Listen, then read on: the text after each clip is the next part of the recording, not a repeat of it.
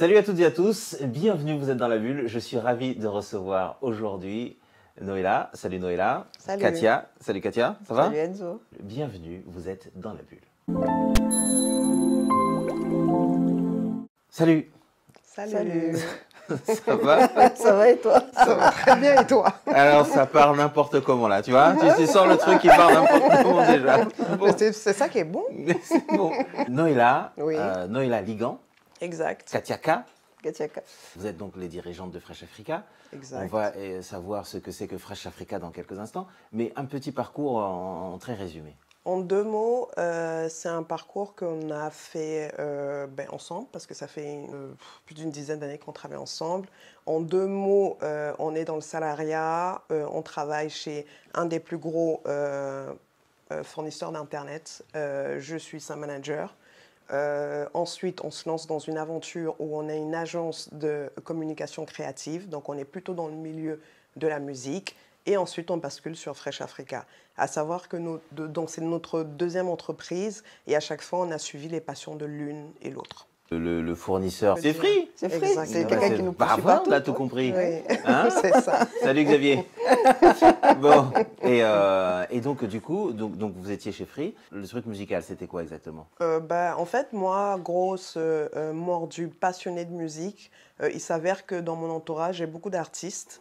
Et donc, je les vois. C'était le moment où c'était, comment dire, l'effusion de tout ce qui était mixtape et tout ça, qui popait de partout. Et donc, j'ai des potes qui sortent des projets, mais qui ne savent pas trop comment marketer le projet, comment le promouvoir. Et donc, je me retrouve à faire de la RP, de la relation de presse pour eux, de la promo, et commencer à monter du contenu, des vidéos, etc. Et toi, tu étais avec Noëlla? Non, moi je travaille chez Free, je continue à travailler chez Free. Elle a repris ses études, elle a arrêté de travailler chez Free. Un jour, je passe, je la trouve 36e dessous. Elle est en train de mourir. Et je lui demande qu'est-ce qui se passe. Et en fait, elle est auto-entrepreneur et donc elle devait tout gérer. Donc Noëlla, c'est une grosse artiste. C'est une artiste que vous voyez là. Donc il faut qu'elle s'exprime dans ce côté-là, dans son métier. Mais elle devait aussi gérer la compta, elle devait gérer de courir derrière les clients pour être payée. Et ça l'épuisait. Et quand je lui demande, elle me dit que c'est ça, je lui dis, mais c'est tout pourri, ton truc, c'est bon, je m'en charge, je vais aller récupérer les sommes, etc. Et ça a commencé comme ça, en fait. Et de là, après, on s'est retrouvés à bosser avec des maisons de disques, où moi, j'allais plus faire du management d'artistes, gérer leurs contrats avec les maisons de disques, ou encore faire de la gestion de projet, etc. Et ça s'est transformé en agence de com comme ça, petit à petit. Voilà. Et comment s'appelait cette agence de com? Not so bad promo. Not so bad. Mhm. C'est pas si mal. Ouais. Et donc du coup, vous avez lâché l'affaire. À un moment donné, en fait, c'était trop, qu'est-ce qui s'est passé? non, c'est pas que c'est trop, c'est que on fait ça un bon nombre d'années, on s'éclate. Et sauf que tu arrives je pense que tout le monde vit ça, j'ose espérer. C'est qu'à un moment donné, tu te dis, ok, mais j'ai envie de faire quelque chose qui a du sens, en fait, où j'ai un vrai impact. Et tu ne te poses pas la question comme ça, mais c'est juste que c'est dans tes tripes, intuitivement, tu sens que tu as envie d'autre chose, en fait, tu vois. Et on ne s'est pas dit qu'est-ce que l'on va faire. C'est juste que les étoiles ont commencé à s'aligner. Et là, c'est pour ça que je te dis qu'on suit vraiment à chaque fois les passions de l'une et l'autre. Là, cette fois-ci, il s'avère que c'est moi qui rejoins Katia dans son projet c'est une grosse passionnée, elle, de cuisine. Et elle a cette idée. Tu peux en parler? Attends, 2 secondes. Une petite pause là, parce que vous êtes en train de dire une dinguerie pour ceux qui écoutent. C'est-à-dire que toutes les nanas, les mecs, les jeunes qui rêvent de faire ce que vous faites, Bon courage. vous leur dites non, j'ai pas d'impact, j'ai envie de faire autre chose. J'aimerais que tu m'expliques comment est-ce que ça switch, pivote, comment on switch, comment on pivote. En fait, ceux qui veulent faire la musique, vous pouvez, mais pour moi, c'est toujours, il y a toujours ce point important qui est le why. Pourquoi tu le fais en fait? Pourquoi tu fais ce que tu fais? Et il s'avère que pour Fresh Africa, dans Fresh Africa, ce why, il est très profond. Et ce why même est à l'initiative de Fresh Africa. Sans ce why, je ne sais pas s'il y aurait vraiment Fresh Africa. Mais au moment où, quand on était dans la musique, il n'y avait pas de why très fort être très prégnant. C'était juste que, ok, moi je suis une grosse passionnée. On va dire que c'était une question d'opportunité. Et c'était un moyen pour moi d'allier mon gros kiff de la musique. J'ai des potes qui sont dans la musique. Et ok, allons-y, on pousse quoi. Je vais allier mon kiff et ce que je sais faire, ce qui me passionne. Et voilà, c'est tout. Donc après, s'il y en a qui respirent, qui transpirent, qui ne parlent que de musique, pourquoi pas, lancez-vous. Mais c'est toujours important de savoir pourquoi on fait quelque chose, parce que c'est ce qui fait qu'à un moment donné, c'est plus c'est pas une corvée, c'est pas une... voilà, on se lève tous les jours et on sait pourquoi on se lève tous les jours, quoi. Et je rajouterais que en fait, la musique, ça s'est fait ultra naturellement, dans le sens où elle a commencé à travailler avec des petits artistes. On a travaillé avec un artiste qui a signé en maison de disque. Il est venu, en fait, on s'est retrouvé en maison de disque à bosser avec les équipes d'Universal. Et en fait, je ne vais pas me mentir, on était tellement bons qu'ils nous ont appelés après, aller avec d'autres artistes, et on s'est retrouvés à se balader dans toutes les maisons de disques comme ça. De bouche à oreille, on n'a jamais cherché à vendre nos services ou quoi que ce soit. Ça a toujours été des coups de fil. C'est quelqu'un qui nous appelle et on a besoin que tu viennes là, etc. etc. Et donc, du coup, on n'a pas eu le temps de réfléchir à se dire pourquoi est-ce qu'on est là, pourquoi est-ce qu'on est en train de faire ça. C'était de l'argent qui rentrait, tu arrives à en vivre, tu arrives à bien vivre même, et donc du coup, tu t'arrêtes que à ça. Et tout devient beaucoup plus dur, dans le sens où nous, on est deux femmes, on a travaillé avec des artistes, la plupart du temps des hommes, souvent des hommes dans l'urbain, donc ils vont avoir une perception assez étrange de nous, qui ne nous voyaient pas forcément comme soit des collaboratrices, etc.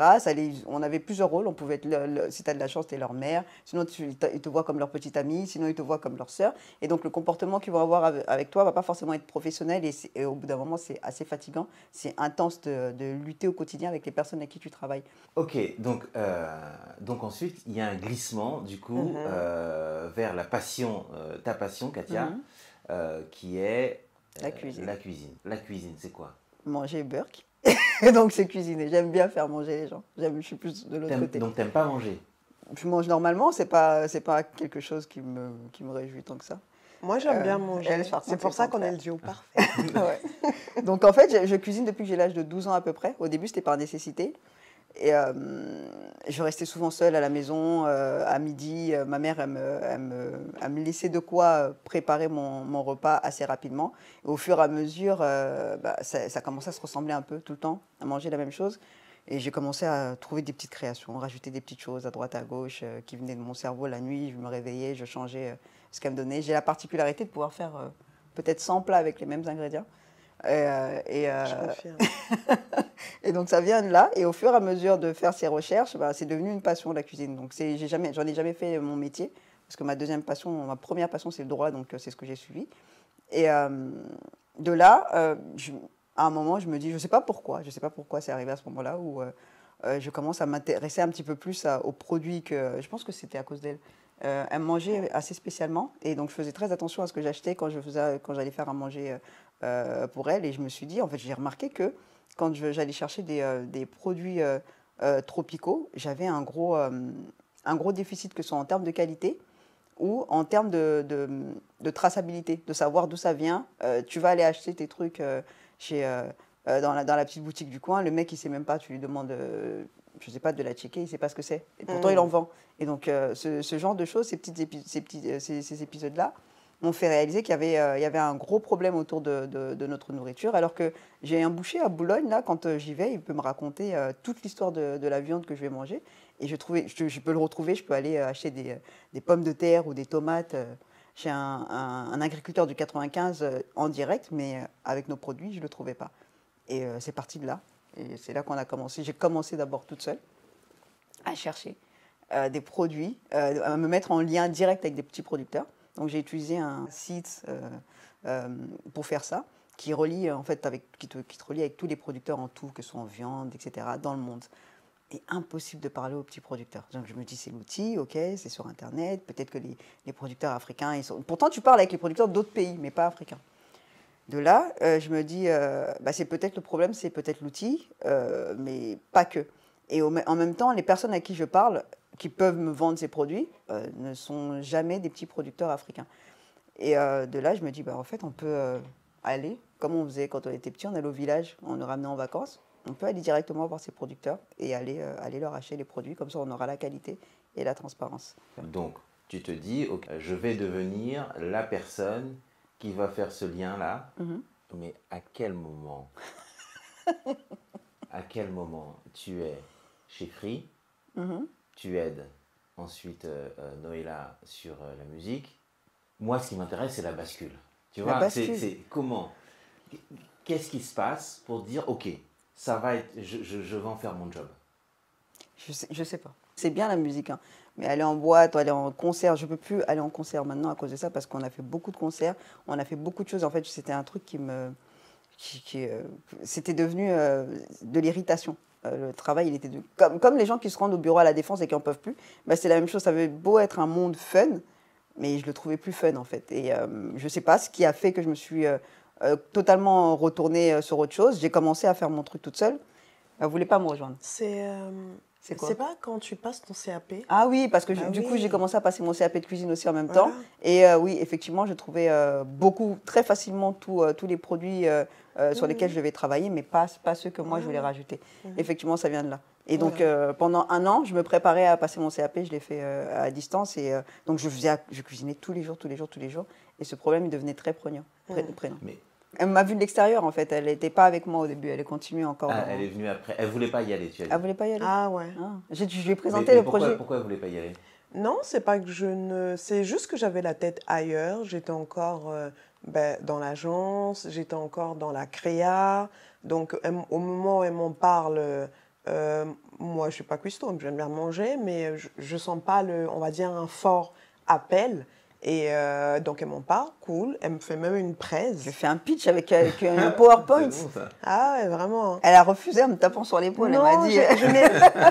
c'est une légende urbaine, non, je tiens à dire. Je ne sais pas si cette caméra-là... C'est pas une légende urbaine. C'est une légende urbaine. Elle m'a fait un pitch et j'ai dit, c'est très intéressant ce projet-là, vraiment. Il va te rendre millionnaire. Il va te rendre millionnaire, good. Allez, salam. Et je suis partie. Mais je suis revenue plus tard, c'est l'essentiel, et je suis là. Donc, Elle est revenue pareil quand moi, ça n'allait pas. Oui. Donc, pareil, solopreneur, et elle m'a vu, ça n'allait pas. Et en fait, elle m'a dit, on va aller faire un petit truc où ils vont t'aider sur ton business plan, etc. etc. Et ça se voit pas là, mais je suis très timide et je suis introvertie. Et donc, dans une période où ça va pas trop avec l'entrepreneuriat, me retrouver à rencontrer des gens, à parler avec eux, d'échanger sur mon projet, ça me saoulait clairement. Et je lui dis, j'y vais si tu viens avec moi. Par contre, c'est toi qui vas pitcher. Je ne veux pas parler aux gens, je veux juste remplir mes cases et passer cette étape-là. Et elle vient, et je crois que le truc, c'était sur 3 semaines. Et pendant tout le truc, donc c'est elle qui parle, donc la plupart du temps. Et Attends, non, c'est le jour où on va, c'est leur première journée où ils présentent le programme, etc.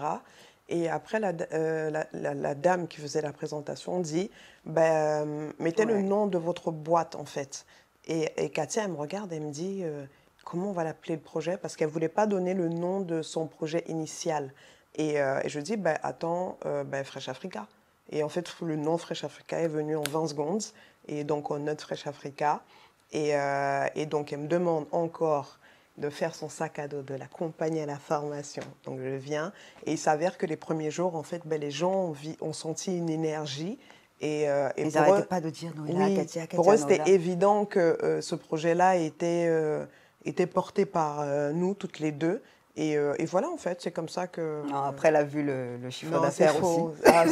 Sur 3 ans, quand elle a eu, après 3 semaines, le chiffre d'affaires sur 3 ans, elle a changé d'avis. Elle était... J'attends le million.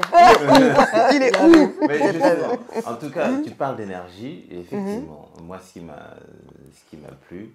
Oui, toi, tu le sens. Je le sens. En revanche, il y a une vraie énergie.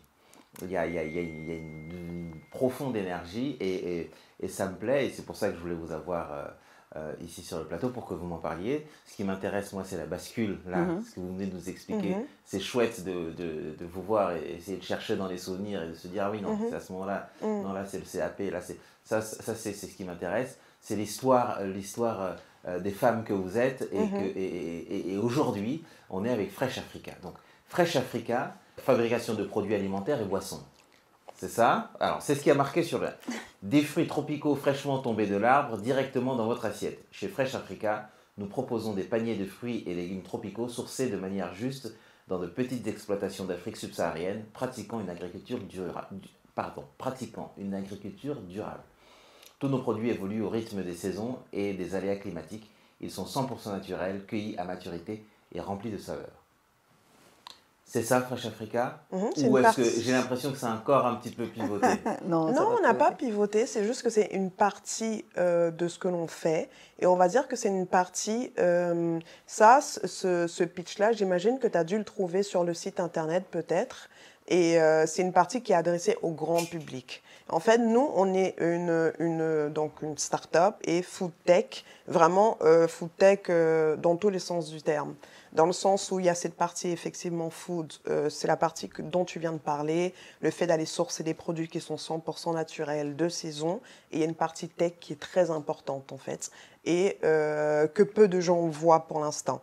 Parce qu'en fait, comme elle disait Katia, il y a au moment où elle pense le projet, ou même je la rejoins, il y a cette frustration de se dire les produits qu'on trouve ici, ils ne sont pas de qualité, quand on voyage, on va voir nos familles, n'importe qui est allé dans un produit tropical a vécu cette expérience où tu vas te balader dans la rue, tu vois un vendeur de fruits, tu prends le fruit il a un goût exceptionnel. Il a un goût exceptionnel tout simplement parce qu'il est naturel, il a été cueilli à maturité, on a laissé la nature faire le travail et donc ça n'a pas de prix. Et c'est ce qui explique le goût. Donc ça vient de cette frustration-là et de se dire, ben, attends, nos produits, on n'a pas de traçabilité, on n'a pas de transparence. Donc on a commencé par la partie food dont tu parles, mais très vite, on a rajouté de la tech en fait. Et la tech intervient dans cette proposition de valeur qui est la transparence et une traçabilité parfaite, ce qui pour l'instant on ne trouve pas dans nos produits tropicaux. Et donc vraiment l'idée c'est de partir de la source étant ce petit producteur qui est central dans notre projet, partir de la source jusqu'au client final et récolter de la data. Donc on a développé des outils à chaque point, récolter de la data pour donner de la transparence au client final. Donc on est sur une blockchain. Et la blockchain va intervenir comme un tiers de confiance, effectivement. Voilà. Pardonnez-moi mon inculture en la matière. Let's go. Quels sont vos concurrents? S'il y en a plein, il y en a beaucoup? Non, ça n'existe pas, on est les seuls. En fait, la particularité de ce qu'on fait, ce que Noëlla elle a expliqué, c'est qu'on fait toute la chaîne. Donc là, tu as le site, donc ça parle de client final, mais on va aller jusqu'à au gouvernement, par exemple, avec qui on va travailler pour qu'ils puissent nous onboarder des producteurs. Et eux, en retour, ils ont de la data sur ces producteurs. Ça leur permet d'avoir des cartographies sur les filières, sur toute une ville, etc. Il n'y a personne qui fait ça. Tu as des gens qui vont importer des fruits, il y a des gens qui vont être des courtiers, qui vont négocier les fruits, tu as des gens qui vont vendre le fruit à la fin, mais tu n'as personne qui va aller... Il y a des gens qui vont juste sourcer le producteur, mais il n'y a personne qui source le producteur, prend les fruits, les achemine, les ramène jusqu'au client final et donne en plus les informations. Voilà. Nous, on a la particularité chez Fresh Africa d'avoir réuni en fait tous ces métiers en un. Et c'est en ça que on est une vraie start-up parce que le principe même de la start-up, c'est de disrupter l'existant. Et c'est comme ça qu'on va disrupter ce marché-là, en fait, en maîtrisant toute la chaîne de valeur. Mais c'est un boulot de dingue, non? C'est un boulot drôle. Il faut bien le faire. Quand vous allez sourcer, vous partez directement. C'est vous-même qui sourcez les choses ou vous allez vous le déléguer à d'autres?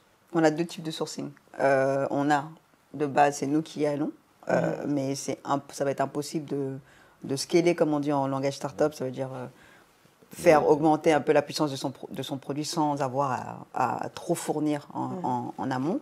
Donc ce qu'on a trouvé comme hack, c'est que, comme je te disais, on a créé des outils technologiques qui permettent à des gens qui sont proches des producteurs, ça peut être une ONG qui travaille avec des producteurs, ça peut être un gouvernement, de nous onboarder des producteurs, donc du coup ils peuvent nous en mettre plein d'un coup.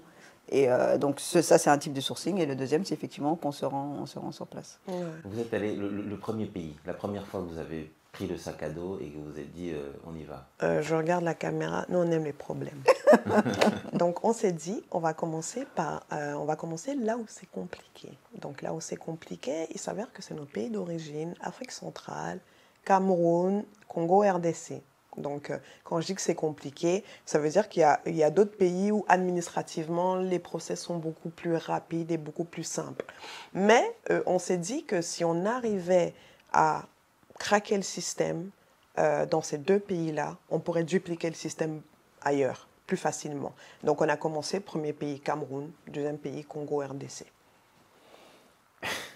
Dans le Kivu. Bien sûr. Quoi? Oui. Ouais. Parce qu'on aime, on aime Bonne les problèmes. zone. Les bonnes zones en guerre. Moi, je suis parti tout seul. Je me suis un peu laissé aller. Ah oui, je ne savais pas. Ah oui, dans le Kivu. Ouais. On a visité pas mal, mais ouais, c'est le premier. Dès qu'on est sorti de Kinshasa, on est allé d'abord dans le Kivu, après on est allé dans le Banoumi. Tout à fait. D'accord.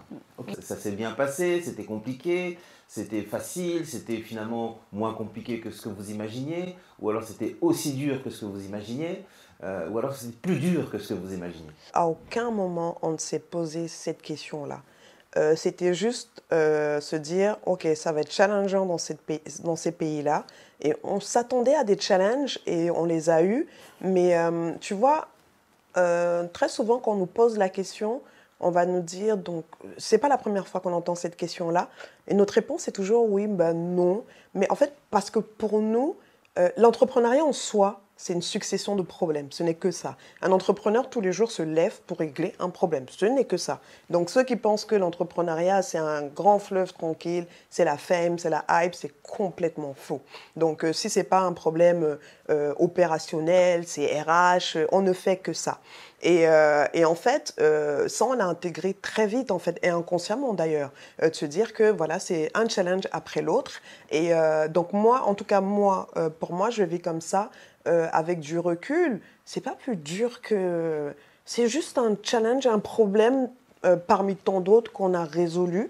Et voilà, d'où l'importance de le faire, d'avoir un vrai why. Parce qu'après, c'est plus ces problèmes-là, tu te dis juste, ok, c'est juste un problème à régler, et voilà. Mais quand tu n'as pas un vrai why, tu ne sais pas pourquoi tu te lèves tous les jours, là, ça commence à être prenant, tu vois. Ouais, et pour moi, en fait, c'est un mode, tu dis que c'est facile parce que c'est notre mode à nous de fonctionnement, de résoudre des problèmes. C'est pas tout le monde qui peut le faire. Non. Il y a des gens qui ont besoin d'une vie tranquille et en fait, il faut savoir l'accepter. Donc, tout le monde ne peut pas être entrepreneur, Absolument. tout le monde ne peut pas être là à résoudre des problèmes. Absolument. Il y en a qui peuvent être entrepreneurs en se disant, bah, je sais pas, moi, je vais aller poser des autocollants sur les voitures ou j'en sais rien. C'est un truc super tranquille, c'est un truc qui se fait déjà et j'ai plus qu'à trouver ma clientèle, etc. Par contre, une start-up, c'est aller vraiment casser quelque chose qui existe. Donc, il y aura de la résistance partout. Non seulement parce que c'est quelque chose de nouveau que tu vas créer, mais tu vas avoir de la résistance aussi parce que les anciens, ils ne veulent pas que ça change. Ils ont un rythme qui fonctionne, ils ne veulent pas que tu viennes le casser, ressortir des choses qui ne fonctionnent pas chez eux, etc. Donc, il faut s'attendre il faut se mettre dans ce mode-là. Il faut se dire qu'en fait, on est une personne... moi, j'aime bien résoudre des problèmes. C'est vraiment un truc que c'est un kiff pour moi. Donc, ça ne me dérange pas du tout d'aller tu les ressens même plus comme des problèmes. En fait, c'est des choses que tu balayes tout le temps au fur et à mesure du temps. Et c'est un mode, en fait, qui peut être activé chez certaines personnes et pas d'autres. La question est, du journaliste, c'est pas plus dur? Pourquoi? Parce qu'on est des femmes africaines? Mais c'est justement plus facile. Vous êtes des femmes et vous êtes d'origine de la diversité. Ça veut dire que depuis que je suis toute jeune, je souffre. Donc, je suis habituée à rencontrer des problèmes. Je ne fais pas partie de la diversité, je ne comprends pas. Ah, tu ne comprends pas. Donc, en plus, je te pose la question. Rajoute à ta diversité le côté femme. Tout ce que tu rencontres, les agressions verbales que tu peux rencontrer tout le temps, qu'on a su, qu'on sait maintenant... qu'on maîtrise tellement. Et donc, pour moi, on a été justement préparés à vivre des choses dures, en fait. C'est beaucoup plus facile pour nous que pour un gosse qui a grandi dans une bonne famille, qui a fait une école de commerce, à qui on a juste appris comment, dans la pratique, dans la théorie, réagir sur la pratique, mais qui n'a pas eu à travailler sa résilience, qui n'a pas eu à travailler ce côté où tu peux te confronter, un matin te lever et prendre un gros problème dans la tête. Ils n'ont pas ces trucs-là. Nous, on les a, on a eu toute notre vie, donc on est formés pour. C'est comme si on avait une formation pour être là où on est. En fait, récemment, quand on était au Sénégal, on a Sophie, une amie à nous, qui nous dit, et elle nous pose cette question-là, elle nous dit, est-ce que c'est pas trop dur d'évoluer dans le milieu dans lequel vous évoluez? Elle parlait du milieu de la start-up, dont l'archétype est l'homme blanc d'école de commerce, etc., etc. Et en fait, ce qu'on lui a dit, Non, bien au contraire, en fait. En fait, on a transformé tout ça. On a un super pouvoir. Donc, en fait, maintenant, quand les gens me disent, est-ce que c'est pas plus dur? Non, c'est pas dur, en fait. C'est juste que on est consciente que, comme elle disait Katia, on a des super pouvoirs, la résilience, etc. Et être une femme noire dans un milieu comme ça, on est hors case en fait, tu vois. Quand je te parlais de l'archétype, cet archétype va rentrer dans une case. Or nous, on est en dehors, on est là où on ne nous attend pas. Et en fait, c'est génial, c'est juste génial. D'autres le verraient comme une difficulté, mais en fait, nous, on le voit comme une force incroyable, en fait, tu vois. Tu dis deux femmes d'origine africaine, noire, mais on a tellement de choses à raconter. Toutes les deux, on est nées en Afrique, on a grandi ici, c'est une double culture, une double richesse. Et je ne suis pas en train de... c'est pas la langue de bois que j'utilise ou pour faire la promotion de la diversité ou quoi que ce soit. C'est une vraie réalité, en fait, tu vois. Et ceux qui nous regardent, ceux qui vivent ça comme un handicap, oh non, bien au contraire, c'est un super pouvoir qu'on a, c'est incroyable, quoi. Incroyable. Alors, vous avez été subventionné par la BPI. Mhm. Comment est-ce qu'on fait pour emmener les gens à croire à notre... comment est-ce qu'on pitch? Comment est-ce qu'on lève des fonds? Comment on fait? Bah, déjà, Vous avez levé combien, pardon? On n'a pas levé beaucoup, hein. On est peut-être comme quelque chose comme 170 par là. ouais. Ok. Pour l'instant, on ne fait l'instant, pas de ouais. grosses levées. Et comment on fait pour lever? Comment est-ce qu'on fait pour on vous accompagne? Déjà, je pense que c'est se retrouver dans un certain système, un certain milieu. Le milieu de la start-up, il est assez codifié, il a un mode de fonctionnement, il est accompagné par l'État, donc la BPI, c'est une banque semi-publique. Il a des codes, il a des manières de faire avancer en fait des projets qui n'auront pas la même, on n'aura pas les mêmes subventions, les mêmes moyens mis à disposition si tu faisais une entreprise, une PME lambda. Donc tu as tout plein de ressources, de ressorts. Donc quand tu te retrouves dans ce milieu-là, en fait après il faut juste aller raconter ton histoire et qu'elle paraisse cohérente et en principe. Et vous connaissiez ce milieu-là depuis Free? Non, même pas. Même pas. Pas du tout. Pas On du y est tout. rentré, On est rentré. Salut, c'est nous. Non, mais en fait, non, j'ai vraiment dessiné un parcours dans ma tête. Je me suis jamais posé la question de me dire, j'ai pas l'argent pour accomplir ce que je vais faire. Et donc, ce que je faisais, c'est que je regardais beaucoup BFM Business. Et je voyais en fait toutes ces stories qui passaient, ces startups qui passaient, qui défilaient devant moi. Et je commençais à comprendre un certain code. Et dès le début, je lui disais, de là au début, elle me disait, ouais, mais comment on va faire pour faire ça? On n'aura pas d'argent, mais on n'aura pas ceci, cela. Et moi, dans ma tête, je lui disais, mais en fait, mais t'inquiète pas, il y a des systèmes, il y a des levées de fonds, il y a des choses que tu peux faire. Et j'avais dessiné un peu des incubateurs, des choses où on devrait aller.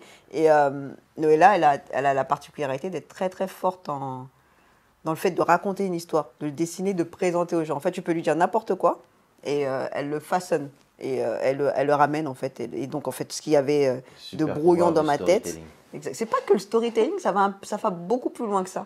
C'est de pouvoir en fait imager ce qu'il peut avoir. C'est comme si tu avais un architecte, c'est pas lui qui va construire, il va sûrement avoir le truc dans sa tête, ensuite il est dessiné, et puis tu as un gars qui va venir et qui va te poser l'immeuble. Noëlla, je trouve que pour moi c'est ça, c'est cette bâtisseuse-là. Et donc à chaque fois qu'elle arrive dans un truc, elle comprend le bail, on va dire, et là elle le dessine et elle le donne. Et en fait tout le monde est obligé de le manger. Tu peux pas dire non. En tout cas, t'as super bien pitché parce qu'il y en a plein qui vont t'appeler du coup. Ah non, mais là, elle est déjà moi. Moi, je suis partie la chercher avant qu'elle se barre chez Spotify. Hein. Ah Parce oui? qu'elle disait, ce qu'on n'a pas dit, c'est qu'elle aussi, elle en avait marre du milieu dans lequel on était. Par contre, elle voulait aller travailler dans un grand truc, Google, Spotify, etc. Elle vidait Spotify. Et je me suis dit, attends, il faut que je l'attrape avant qu'elle arrive là-bas parce qu'après, elle va coûter trop cher. Ta question, c'est comment on fait, comment on pitch. Et j'en reviens à ce que je disais. Tu vois, par exemple, on a un de nos investisseurs, c'est Google. Et à chaque fois, les gens, ils pètent un câble quand on dit ça. Ouais, mais Google, vous avez fait comment? Et en fait, comment on arrive à être financé par Google? C'est la vision. En fait, ils ont capté tout de suite où on voulait aller. Et quand on dit c'est la vision, c'est pas Fresh Africa cette année ou dans 2 ans. C'est que nous, c'est très clair dans 50 ans où on veut être avec Fresh Africa. Et donc, quand tu dis ça à un Google, il le capte en fait, il le capte parce que ce qu'il attend de toi, c'est un projet où il y a une dimension internationale, c'est un projet qui peut scaler, donc grossir très vite, c'est un projet où s'il y a un impact, c'est un impact qui peut être global. Et ça, on l'a pas dessiné pour Google, c'est nous dans nos têtes. On veut aller là avec Fresh Africa. Et ce qu'on fait face à un Google ou un BPI, c'est tout simplement parler de Fresh Africa, où on est et où on veut aller dans 50 ans et qu'est-ce que concrètement on veut changer. C'est aussi simple que ça. Mais comment on les contacte? Ok. Ah! Comment est-ce qu'on va les voir? Comment est-ce que tu vas voir Monsieur Google, bonjour, salut, j'ai un truc à vous présenter, j'ai tout le matériel dans mon iPad. C'est un écosystème, il faut rentrer dans l'écosystème, c'est simple. C'est aussi simple que ça. Parce que rentrer dans l'écosystème, c'est une chose, parce que il y a des gens qui sont dans l'écosystème et forcément qui ne vont pas forcément tout capter. Je pense qu'en fait, c'est comme dans tout, quand tu fais quelque chose, tu es dans l'excellence. Quand tu es dans l'excellence, tu essayes de savoir au maximum et comprendre au maximum le monde dans lequel tu es. C'est un écosystème. Tu vas aller le chercher, tu vas comprendre les choses. Je vous ai entendu pitcher pour le cercle Niragongo et vous disiez que il fallait trouver les personnes excellentes. Vous voulez travailler avec les meilleurs. Ouais. Vous vous entourez des meilleurs.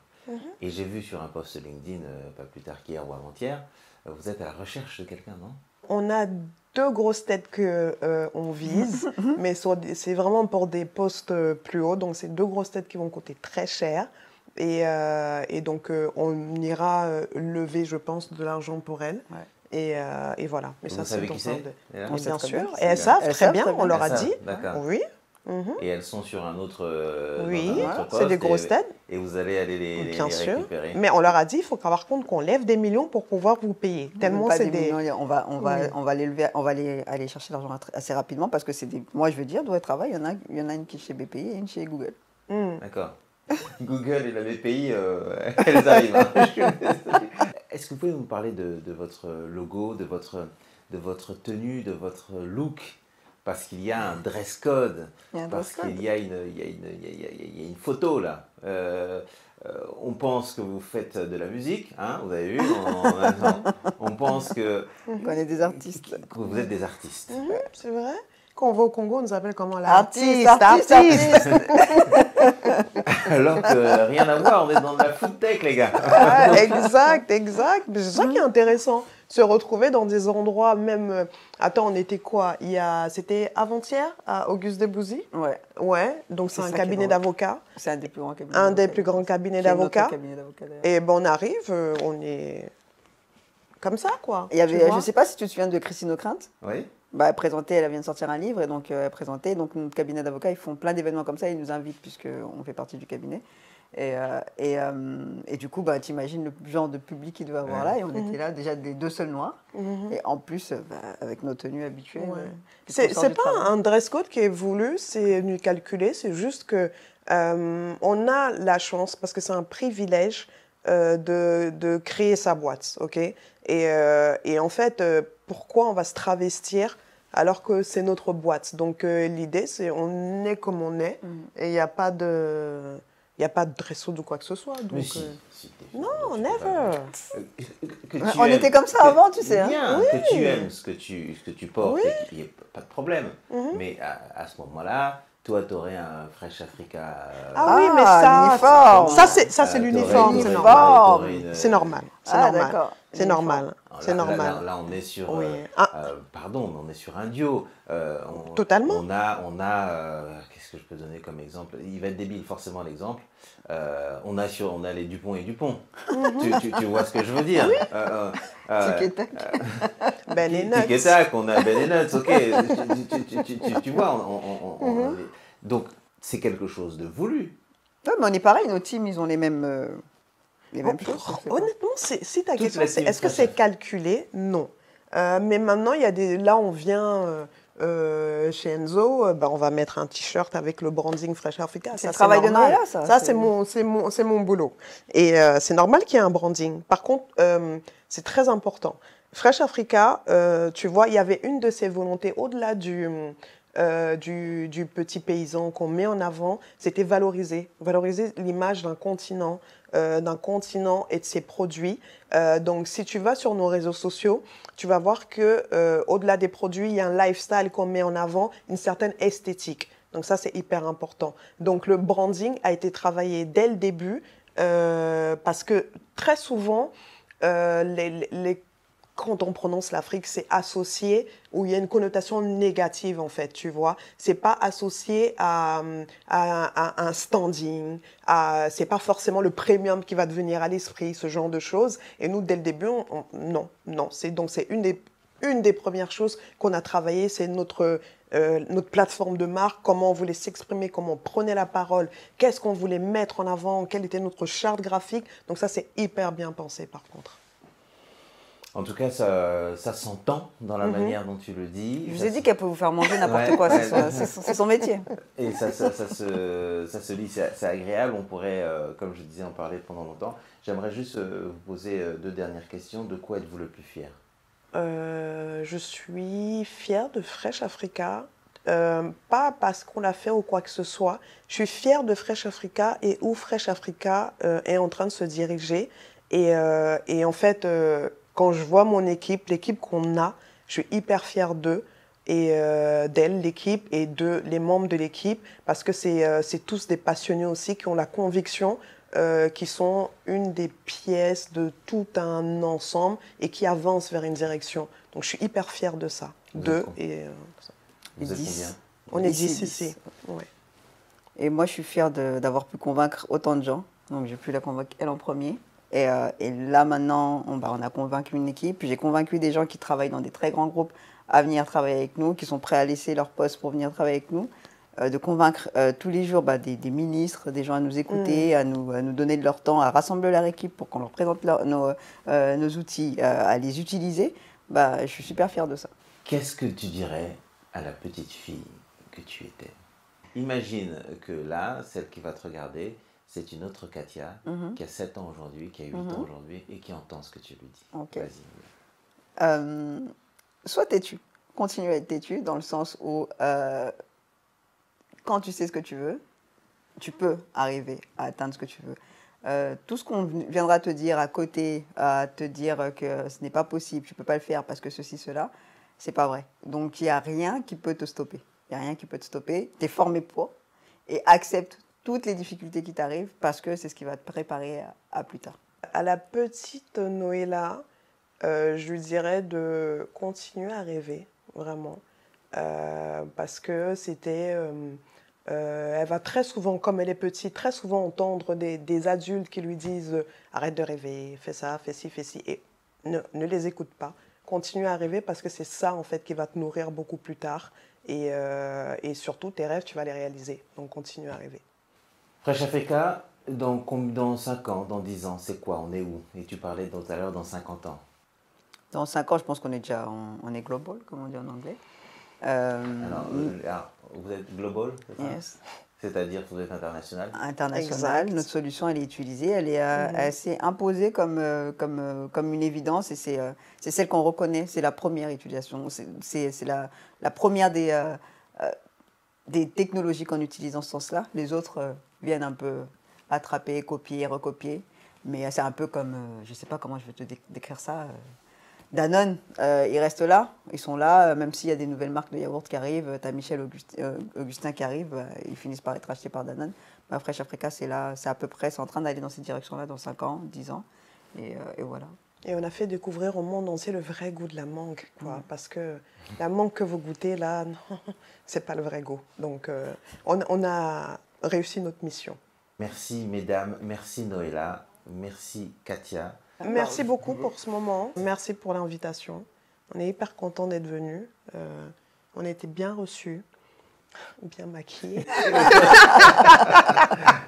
Je me devais de le dire. Je vous ai demandé de venir parce que j'avais besoin de votre énergie. Et je vous assure, je ne vais pas vous lâcher.